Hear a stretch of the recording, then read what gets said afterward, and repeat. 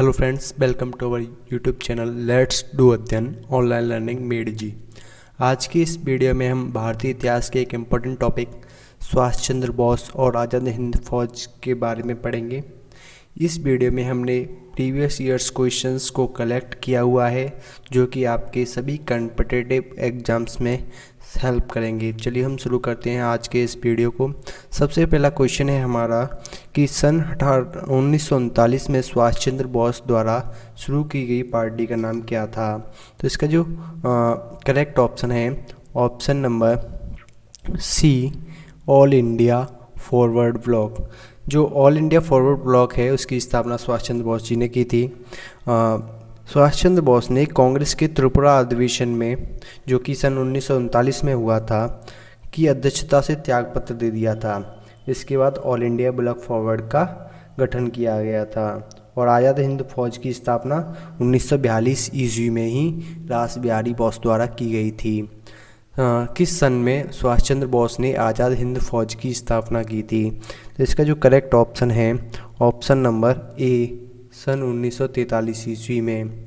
अगले क्वेश्चन की ओर मूव करते हैं। पहले इसमें समझ लेते हैं जो आज़ाद हिंद फौज की स्थापना की गई थी सन 1943 में, वो की गई थी रास बिहारी बोस के द्वारा। चलिए हम आगे बढ़ते हैं। अगला क्वेश्चन है हमारा कि 3 INA जवानों की प्रसिद्ध सुनवाई के समय वकील कौन था। तो इसका जो करेक्ट ऑप्शन है ऑप्शन नंबर ए, भूला भाई देसाई। इसमें क्या हुआ था कि आज़ाद हिंद फौज के जो सिपाही थे वो 1945 में समर्पण के बाद उन्हें एक शपथ दिलाई गई थी सरकार के प्रति निष्ठा की, लेकिन उन्होंने उस शपथ को तोड़ दिया और उसके बाद उन पर लाल किले में, दिल्ली के लाल किले में मुकदमा चलाया गया। फिर उसके बाद क्या हुआ कि कांग्रेस ने आज़ाद हिंद फौज के सिपाहियों को बचाने के लिए आज़ाद हिंद बचाव समिति की स्थापना की थी और उसमें बचाव पक्ष के वकीलों में भूला भाई देसाई प्रमुख थे और इनका सहयोग किया था तेज बहादुर सप्रू ने, KN काटजू जी ने और जवाहरलाल नेहरू ने भी अदालत में बहस की थी।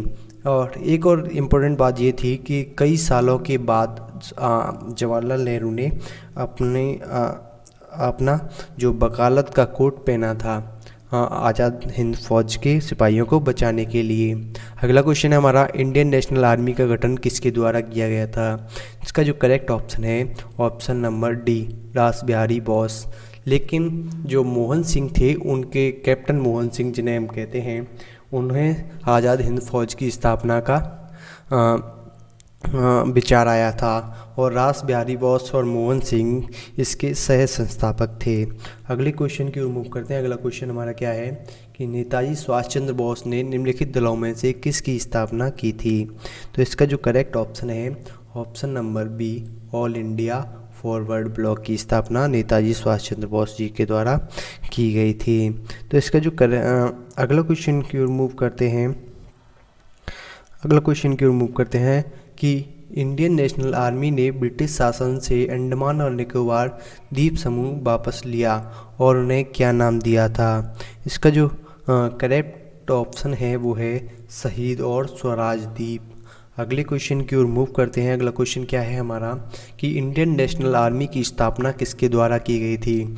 मैंने आपको जो पहले ही बता दिया था कि जो इंडियन नेशनल आर्मी यानी आज़ाद हिंद फौज की स्थापना रास बिहारी बोस जी ने सन 1943 ईस्वी में ही कर दी थी और सुभाष चंद्र बोस को आज़ाद हिंद फौज का सर्वोच्च सेनापति बनाया गया था। और आज़ाद हिंद फौज में 3 ब्रिगेड थी, एक सुभाष ब्रिगेड, दूसरी गांधी ब्रिगेड और तीसरी नेहरू ब्रिगेड, और एक महिलाओं की ब्रिगेड का नाम था लक्ष्मीबाई रेजिमेंट। अगले क्वेश्चन की मूव करते हैं कि देश बंधु नवयुवक संघ का गठन किसने किया था। तो इसका जो करेक्ट ऑप्शन है option number D, Tiruppur Kumaran ji ने देश बंधु नवयुवक संघ का गठन किया था।